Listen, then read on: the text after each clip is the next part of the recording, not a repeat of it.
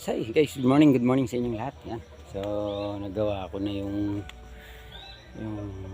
palapala o yung gagapangan ng kalabasa at saka ampalaya. Kasi malaki na yung kalabasa natin mga kaberski. Ayan, no? Ayan. Ayan. So gumawa na ako ng gagapangan niya ito. Ayan. Ayan mga kaberski. Yung palapala. Ginawa ko para may gagapangan na sila. So malawak yan mga kaberski. So dito pa yung iba, lalagyan ko pa ng poste doon, tapos yan yan